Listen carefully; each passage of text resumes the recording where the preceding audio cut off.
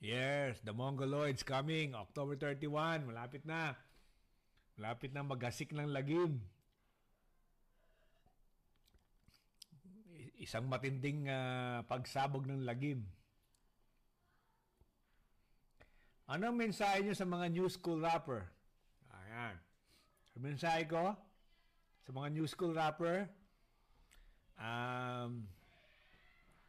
well, new school. Ganun lang, ganun kasimple. New school rapper eh. Old school, new school, you know, ganun lang naman yon. Just the difference, no? Wala namang special. You know why? Kasi hindi naman lahat ng rapper pinagpalang makuha mo lahat ng galing. Hindi. Alam niyo kung bakit? Kasi magaling ka nga magsulat ng lyrics pero banu ka naman sa entablado. Di ba? So, ganun din. Magaling ka nga sa entablado, pero banu ka naman sa lyrics, ganun din. Di ba? Pero nakakita na ba kayo ng magaling sa entablado at saka magaling sa lyrics? Meron ba kayo nakitang ganung rapper?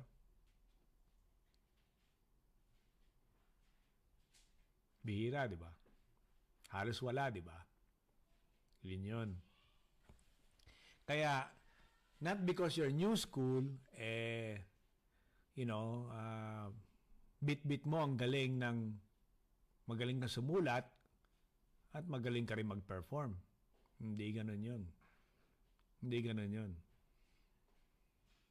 Kaya nga kaya nga maraming rapper na hindi tumatagal eh. You know?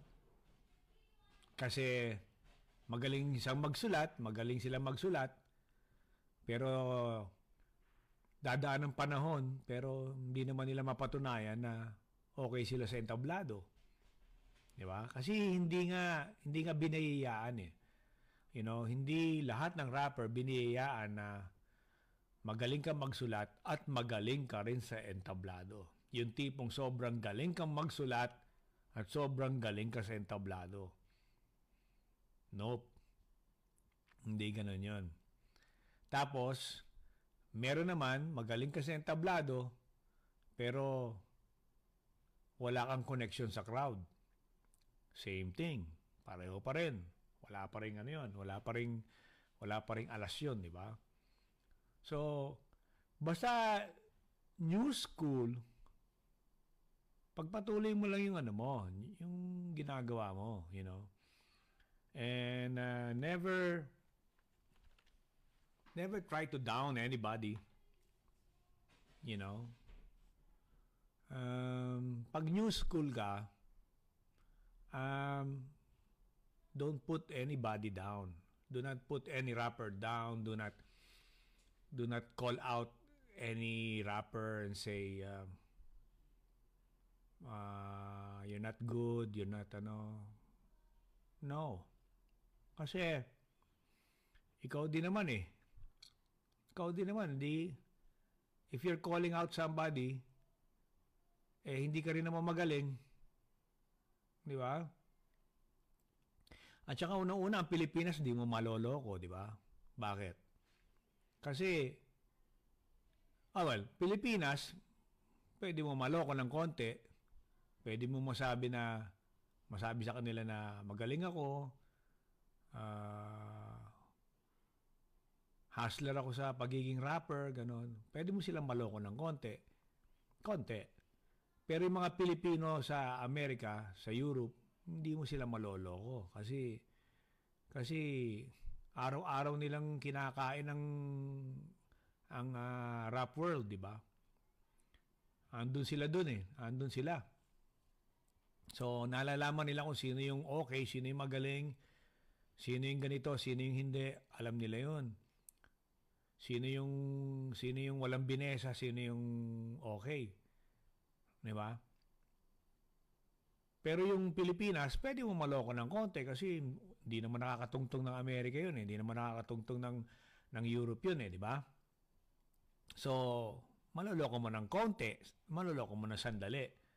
Pero hindi mo maloloko all the time.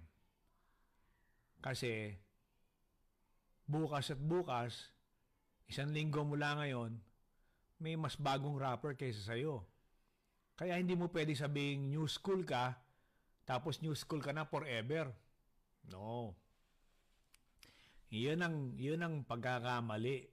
Yun ang pagkakamali ng ninuman, ang sinuman, na pag sinabi niyang, new school ako.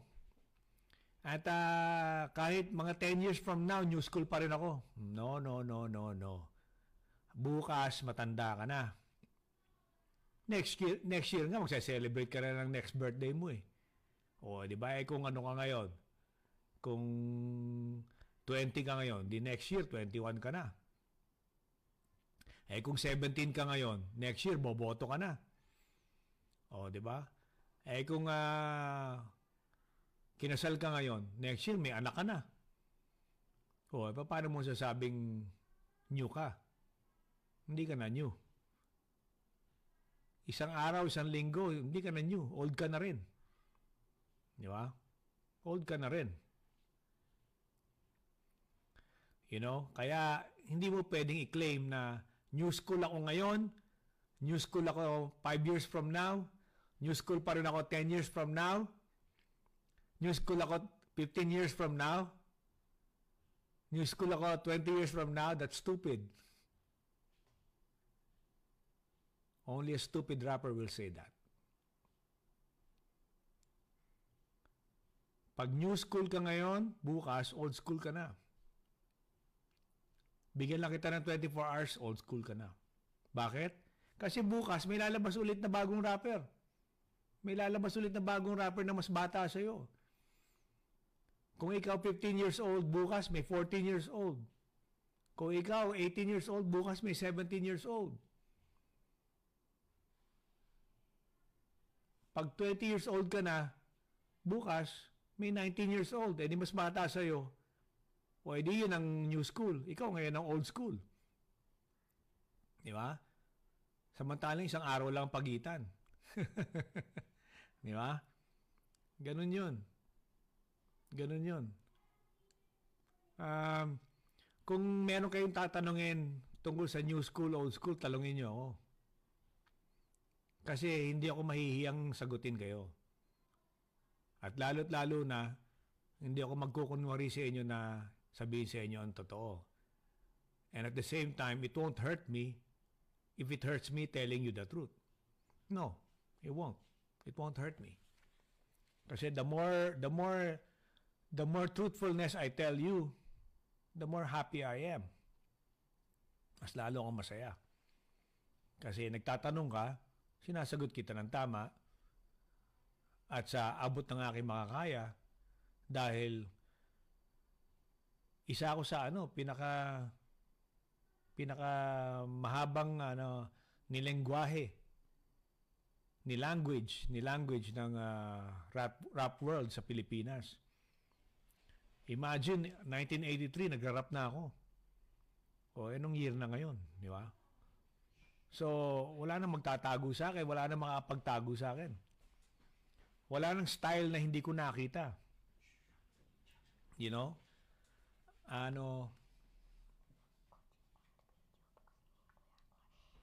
Okay. Wala nang style na hindi ko nakita. Believe me. I'm telling you straight up and honest na wala nang style na hindi ko nakita. Lahat ng style nakita ko na. Okay? So, yun. Always remember that. Kasi hindi mo pwede sabihin new school ka, samantalang 10 years ago, nagra-rap ka na. Hindi pwede yun. Ano yun? Kahit sa salitang Ingles, hindi papasok yun. Kahit sa salitang Tagalog, hindi rin papasok yun eh. Bakit ka mo? Subukan natin, salitang Tagalog. Nung nakaraang 10 taon, nagra-rap ako. Ngayon, nagra-rap ulit ako. Ilang taon ka na? di mas 10, di ba? Hoy. Di ba? So, isipin, hindi mo masasabing, di ba, yun ang ginaget nyo. Hindi mo pwede sabihin na you're not 10 years older when you were rapping 10 years ago. Hindi pwedeng ganon. Hindi pwedeng ganon. Pag nag-rap ka 10 years ago,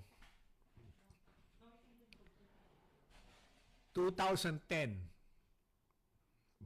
at nag-rap ka pa rin ngayon, 2020, old school ka na. Wag kang claim na new school ka pa rin. No. No. No. Katawa-tawa ka. Wag. Nakakatawa yun. Hindi ka naman komedyante, tapos nagpapatawa ka, mahirap yun. Diba? You cannot claim that. At ang mabigat nun is kung nag-rap ka 15 years ago, natuto ka mag-rap 15 years ago, 15 years ago, new school ka.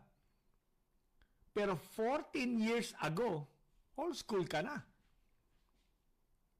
Dagdagan mo lang na 1 taon, old school ka na eh. Bakit? May lumabas sa iyo mas bago ulit eh. Ganun lang yun. So, I think that's the right way to understand it. Okay? That's the right way to understand it. So, yung mga tanong nyo, pwede ko sagutin, no problem. And I hope I'm coming clear.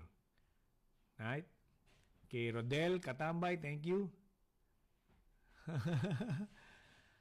Ano masasabi? Ay, ang bilis.